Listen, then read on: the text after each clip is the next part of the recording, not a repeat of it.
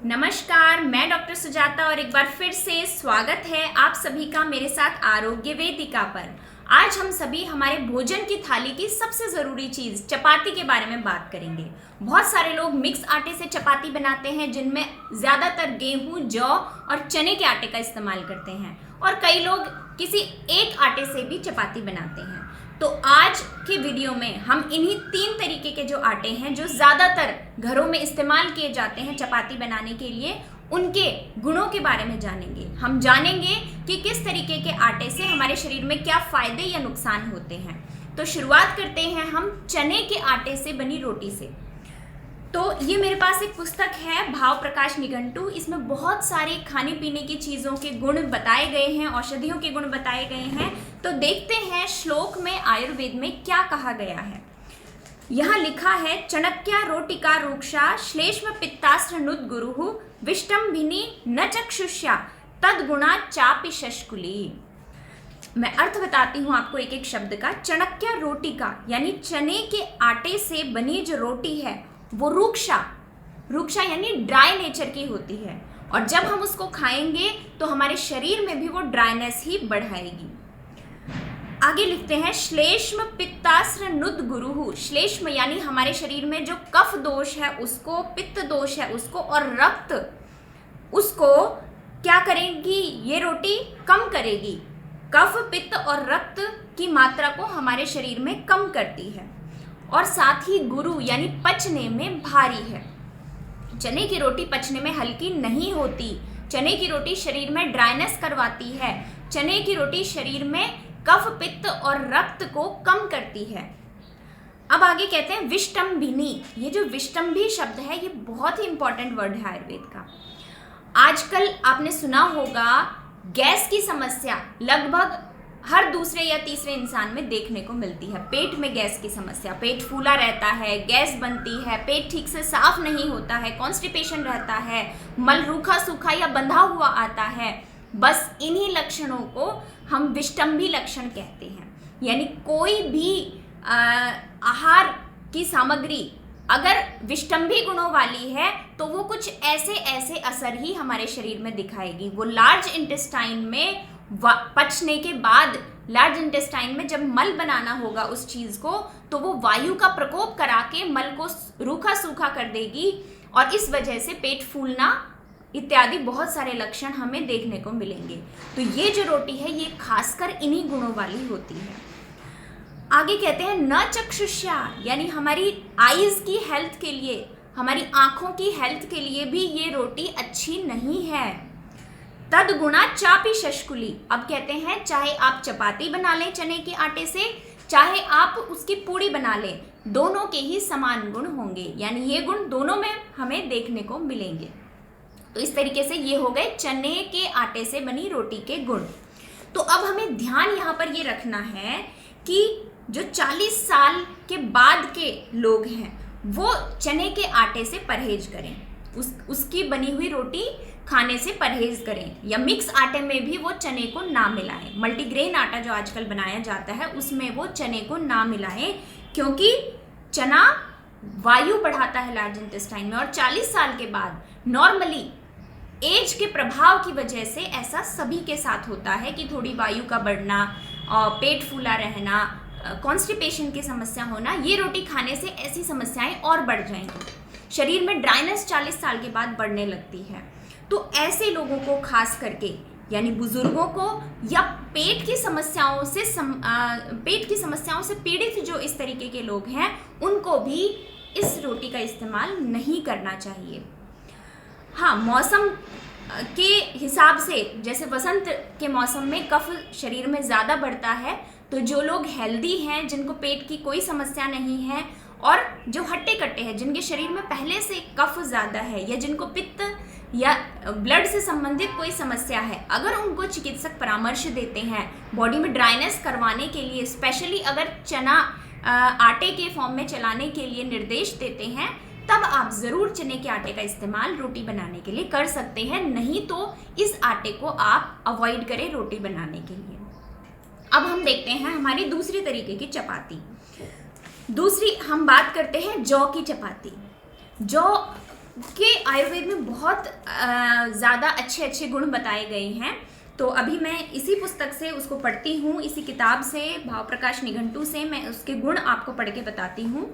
यहाँ पे लिखा है, यवजा रोटिका रुच्या मधुरा विशदा लघु मल शुक्रा नीलकरी बल्या हंती कफामयान। तो ये कहते हैं यवजा रोटिका, यव से बनी हुई जो रोटी है वो रुच्या, रुच्या मतलब यदि हम उसको खाएंगे तो हमें वो रुचि बढ़ाएगी, यानी कि जो गले में कफ अगर ज़्यादा है या खाने का कई बार मन नहीं करता है तो ये रोटी खाने से वो समस्या दूर हो सकती है पेशेंट की। साथ में मधुरा, मधुर रस की है, ये खाने में अच्छी लगेगी, रुचि को बढ़ाएगी भोजन में, और इसका जो टेस्ट है वो उसमें थोड़ा सा मीठापन भी हमें मिलेगा। कशैलापन हालांकि जौ की रोटी में ज़्यादा होता है लेकिन मीठापन भी हमें मिलेगा। विशदा, ये हमारे शरीर में विशद गुण को बढ़ाती है। विशद गुण एक खास गुण है जो कि हमारे बॉडी के चैनल्स को क्लीन करने का काम करता है। तो ये खुद भी विशद है तो हमारे शरीर में जाके ये उसी गुण को बढ़ाएगी। आगे कहते हैं कि ये लघु है, पचने में ये हल्की होती है। जहाँ चने की रोटी भारी थी वहाँ ये पचने में हल्की होती है। जो जौ है इसमें फाइबर की मात्रा हम सभी जानते हैं ज़्यादा होती है, लेकिन चने में नहीं होती है। तो जब जिस भी अनाज में फाइबर की मात्रा ज़्यादा होगी और साथ ही यदि वो अनाज थोड़ा मोटा पिसवाया जाए, उसमें से चोकर ना हटाया जाए, तो ऐसा वो अनाज अब पचने में हल्का हो जाता है। यदि हम उसी को बारीक बारीक पिसवाते जाएंगे, चोकर हटाते जाएंगे, तो वो पचने में भी भारी होता जाएगा। तो इस तरीके से चने की रोटी भारी बन जाती है और जौ की रोटी पचने में हल्की बन जाती है। अब आगे कहते हैं कि ये जो चपाती है, जौ के आटे से बनी जो चपाती है, ये मल शुक्रा नीलकरी, ये बहुत ही इम्पॉर्टेंट और अच्छा गुण है। मल शुक्र अनिल करी, 3 बातें यहाँ लिखी है, मल शुक्र और अनिल, यानी ये जो रोटी है ये किन किन को बढ़ाती है शरीर में? मल को। जिनको भी कॉन्स्टिपेशन की समस्या रहती है, रूखा सूखा मल आता है या ठीक से एक बार में पेट साफ नहीं होता है, वो इस चपाती को खा सकते हैं। उनमें ये बहुत फ़ायदा करेगी क्योंकि ये मल को निकलवाने वाली होती है, कॉन्स्टिपेशन को दूर करेगी। तो जौ में ये खास क्वालिटी होती है कि वो कॉन्स्टिपेशन को दूर करता है, लेकिन चने में ये क्वालिटी बिल्कुल नहीं होती। चना इसके विपरीत काम करता है। शुक्र अनिल करी, और ये शुक्र को बढ़ाती है। शुक्र हमारी बॉडी की फर्टिलिटी को बताता है, जो प्रजनन क्षमता है। तो जौ एक ऐसा अनाज है जो रूखा है, शरीर में कफ को कम करता है, वायु को बढ़ाता है, लेकिन प्रजनन क्षमता पे बुरा असर नहीं डालता। जो भी अनाज ड्राई नेचर के होते हैं वो हमेशा हमारे शरीर की प्रजनन क्षमता को कम करते हैं, लेकिन जौ में ये खास करके गुण है कि वो प्रजनन क्षमता को कम नहीं करता, उसको बढ़ाता है। तो जौ में ये एक बहुत ही अच्छा गुण देखने को मिलता है जो चने में नहीं मिलता।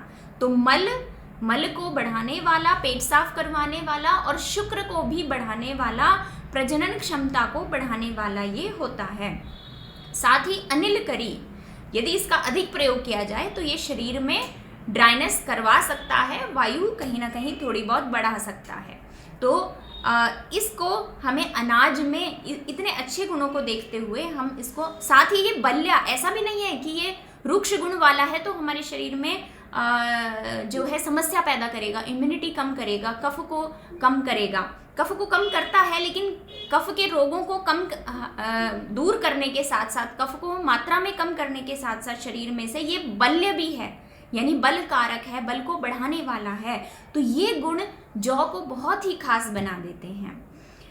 बल कारक है, मल शुक्र और वायु को बढ़ाने वाला है, पचने में हल्का होता है। तो इस तरीके से जौ के ये खास गुण उसको बहुत ही इम्पॉर्टेंट बना देते हैं। हमें इसको अपनी डाइट में शामिल करना चाहिए, और ख़ासकर उन लोगों को जो कि मोटापे से, डायबिटीज़ से या पेट की समस्याओं जैसे कॉन्स्टिपेशन वगैरह से पीड़ित हैं, उन लोगों को खास करके जौ को अपनी डाइट में शामिल करना चाहिए चिकित्सक का परामर्श लेने के बाद। ये आप अवश्य ध्यान रखें।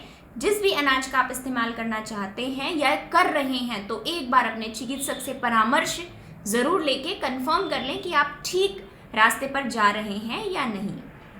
अब हम आते हैं हमारी तीसरी गेहूं की रोटी पर। आजकल गेहूं के बारे में हम बहुत अच्छी बातें नहीं सुनते हैं। क्यों? क्योंकि उससे मोटापा, डायबिटीज़ वगैरह बहुत हो रहे हैं। लेकिन क्या वास्तव में गेहूं इतना खराब है? हम जानते हैं उसके गुणों से। और क्या बातें या क्या सावधानियां हमें ध्यान में रखनी है गेहूं की रोटी का सेवन करने में, ताकि हम कभी बीमार ना पड़े या हमें मोटापा, डायबिटीज़ वगैरह ना हो, क्योंकि गेहूं एक बहुत ही अच्छे अनाजों में से है। तो देखते हैं उसके गुणों को। यहाँ लिखते हैं, शुष्क गोधूम चूर्णेन किंचित पुष्टांच पोलिकाम। शुष्क गोधूम, सूखा जो गेहूं का चूर्ण है, गेहूं का जो आटा है, उसकी हमें रोटी बनानी है आटा गूंथकर। कुछ मोटी और पोली सी हमें रोटी बनानी है। जब हम, और बनानी कैसे है उसका भी वर्णन यहाँ पे दिया है। तब तके स्वेदयेत, तब तके जो तवा होता है उसके ऊपर हमें रोटी को रखना है और स्वेदयेत उसको गर्म करना है दोनों तरफ से। और जब वो अच्छे से गर्म हो जाए, उसका स्वेदन हो जाए, वो पकने लगे, तब भूर्यंगारे पिताम पचेत। तो ये कहते हैं उसके बाद सिर्फ वहीं तक नहीं, उसको तवे से उतारकर अंगारों के ऊपर फिर से पकाएं। आगे कहते हैं, सिद्धईशा रोटिका प्रोक्ता। इस तरीके से जो ये बनी हुई जो डिश है, इसको रोटी कहते हैं, चपाती कहते हैं। प्रोक्ता गुणानस्या प्रचक्षमहे। इसके गुणों को अब आप सुनिए हमसे। कहते हैं, रोटिका बलकृत रुच्या। जो गेहूं के आटे से बनी हुई रोटी है वो बलकृत, बल को बढ़ाने वाली होती है। रुच्या, स्वादिष्ट लगती है हमें। बृन्हणी धातुवर्धिनी, ये दो गुण बहुत ही इंपॉर्टेंट है गेहूं की रोटी के। बृन्हणी यानी ये हमारे शरीर में बृन्हण करवाती है। बृन्हण यानी हमें रिष्ट पुष्ट बनाती है। जो हमारी मांस धातु है उसको बढ़ाती है, फैटी टिश्यू को बढ़ाती है। तो हमें रिष्ट पुष्ट, मोटा ताज़ा बनाती है, ये हमें मजबूत बनाती है, बल देती है। और धातु वर्धिनी, बहुत सारी धातुएं हमारे शरीर में 7 धातु होती हैं, तो उनमें अधिकतर धातुओं का ये वृद्धि करती है। आयुर्वेद के हिसाब से 7 धातुएं मानी जाती हैं। सामान्य तौर पर आप इसको ऐसे समझ सकते हैं कि हमारे जितने भी बॉडी टिश्यूज हैं उनको ये नरिश करती है। तो ज़्यादातर बॉडी टिश्यूज को नरिश करने का काम गेहूं की रोटी का है, चने की रोटी का नहीं है। वो रुक्ष है, वो ज़्यादातर बॉडी टिश्यूज को नरिश नहीं करेगी। तो रोटिका बलकृत रुच्या बृन्हणी धातुवर्धिनी वातग्नि, और ये शरीर से वायु को कम करती है, वात दोष को नहीं बढ़ाती है। कफकृत, साथ ही ये कफ को शरीर में बढ़ाती है। कफ एक अच्छा दोष है। अगर हमें कफ की कोई बीमारी नहीं है तो कफ हमें बल देता है शरीर में, तो ये कफ को बढ़ाती है। गुर्वी, लेकिन इसके साथ समस्या ये है कि ये पचने में भारी होती है। और एक बहुत ही इंपॉर्टेंट बात यहाँ लिखी है, दीप्ताग्नि नाम प्रपूजिता। ये जो रोटी है ये किन के लिए अच्छी है? जो दीप्ताग्नि है, जिनकी जठराग्नि बहुत अच्छी है, जिनके डाइजेस्टिव पावर अच्छी है। और आज खास करके यही समस्या आजकल की लाइफस्टाइल में, भागदौड़ भरे जीवन में यही एक समस्या लोगों के सामने है कि उनकी अग्नि या डाइजेस्टिव सिस्टम उनका अच्छा नहीं होता, और ऐसे में वो गेहूं की रोटी को नहीं पचा पाते हैं ठीक से। और कोई भी चीज़ अगर अच्छे से नहीं पचेगी तो वो हमें बीमारियां ही देगी। तो इसका उपाय ये है कि चपाती को मात्रा में खाया जाए। बहुत ज़्यादा ठूस कर हमें स्वादिष्ट, कभी हम सब्जी बना लेते हैं, कोई और व्यंजन बना लेते हैं, तो उसके चक्कर में हम ऐसा ना करें कि बहुत ज़्यादा रोटियां खा लें। क्षमता से अधिक रोटियां नहीं खानी। और एक बार यदि हमने रोटी खाई है दिन में, तेज़ भूख लगने पर ही रोटी खाएं, और एक बार रोटी खा लेने के बाद कम से कम 4 से 6 घंटे का गैप ज़रूर दें। कुछ भी ना खाएं उस गैप के बीच में।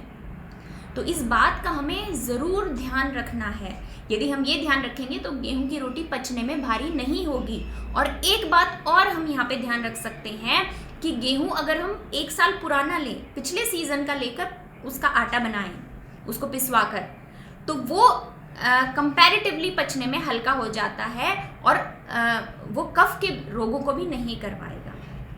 तो ये हम एक उपाय अपना सकते हैं, क्योंकि गेहूं में बहुत सारे अच्छे गुण हैं, इसलिए हमें उसको छोड़ना नहीं है, बल्कि हमें समस्या समझनी है कहाँ है। एक तो हमें सही दिनचर्या को फॉलो करना है, सही खान पान हमें रखना है, समय पर खाना है। समय पर खाना मतलब जब तेज़ भूख लगे तभी खाना है। यदि हम ऐसा करेंगे तो हमें हाजमे से संबंधित रोग नहीं होंगे। छोटी मोटी बातें अगर हम ध्यान रखेंगे तो गेहूं हमें नुकसान नहीं करेगा। तो गेहूं का आटा हमें ताज़ा पिसवाना है, मोटा पिसवाना है, उसमें से चोकर नहीं हटाना। बाजार में जो आटा मिलता है उसका इस्तेमाल हमें नहीं करना, वो बारीक पिसा हुआ होता है, उसमें कई बार प्रिजर्वेटिव्स होते हैं। और कई बार उस आटे को ज़्यादा सफ़ेद बनाने के लिए गेहूं का जो बाहरी हिस्सा होता है जिसमें फाइबर अधिक मात्रा में मिलता है, जो ब्राउन पार्ट होता है, उसको हटा करके आटा बनाते हैं। तो इस तरीके का आटा जो है पचने में बहुत भारी हो जाता है। ऐसे आटे से हमें बचना है। गेहूं का इस्तेमाल करना है तो हमें पुराना गेहूं लेना है और पुराने गेहूं को लेकर हर महीने नया आटा पिसवाना है। चपाती बनाने के लिए हमें उसको छानना नहीं है, उसका चोकर नहीं हटाना है, और तभी गेहूं की रोटी को खाना है जब हमें बहुत तेज़ भूख लग जाए, और एक बार खाने के बाद फिर से तेज़ भूख लगने तक या कम से कम 4 से 6 घंटे का गैप अवश्य देना है। इन बातों का हम ध्यान रखें। साथ ही इसके गुणों को देखते हुए हम ये भी ध्यान रखें, क्योंकि ये हमें पोषण देता है, धातुओं की वृद्धि करता है, बल बढ़ाता है, तो बच्चों के लिए खास करके गेहूं बहुत काम की चीज़ है। उनको धातु पोषण की आवश्यकता होती है, इसलिए हमें गेहूं की चपाती बच्चों को खिलानी चाहिए। उनके ग्रोथ का टाइम होता है, तब हमें गेहूं का इस्तेमाल करना चाहिए, उनकी डाइट में उन्हें करवाना चाहिए। लेकिन साथ ही उनकी जठराग्नि का भी ध्यान रखना चाहिए, उनको सही लाइफस्टाइल हमें फॉलो करवानी है। दूसरी बात, जो खिलाड़ी होते हैं, जो अधिक व्यायाम करते हैं, उनकी जठराग्नि काफ़ी अच्छी होती है, उनको बल की अधिक आवश्यकता होती है, तो ऐसे लोगों को भी गेहूं की रोटी का इस्तेमाल करने का सजेशन हम दे सकते हैं।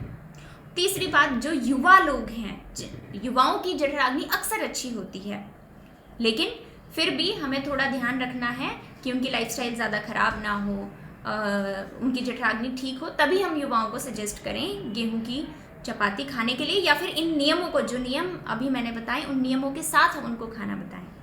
और चौथी बात, जो बुजुर्ग हैं, 40 साल की एज के बाद है, उनको भी बल की आवश्यकता होती है, शरीर में कफ की आवश्यकता होती है, लेकिन उनकी जठराग्नि मंद हो जाती है एज के साथ साथ। तो उनकी जठराग्नि को मेंटेन करते हुए हम उन्हें गेहूं खाने की सलाह दे सकते हैं, या फिर गेहूं और जौ का कॉम्बिनेशन मिला के भी हम उनको खाने के लिए दे सकते हैं। तो इस तरीके से गेहूं और जौ बहुत ही अच्छे अनाजों में आते हैं।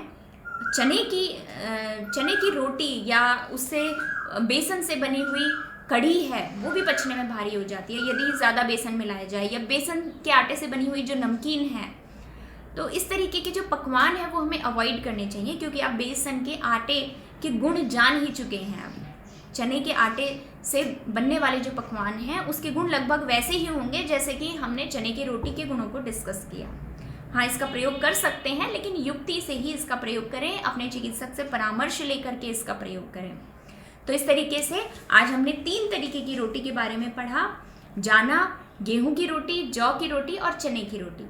तो मुझे उम्मीद है आप इन बातों को जानेंगे, समझेंगे, औरों को भी बताएंगे और सही तरीके से अपनी डाइट में चीज़ों को फॉलो करना शुरू करेंगे। और जब भी मल्टीग्रेन आटे की बात आएगी तो आप गुणों को ज़रूर देखेंगे कि आप जो अनाज खा रहे हैं उसके क्या गुण हैं।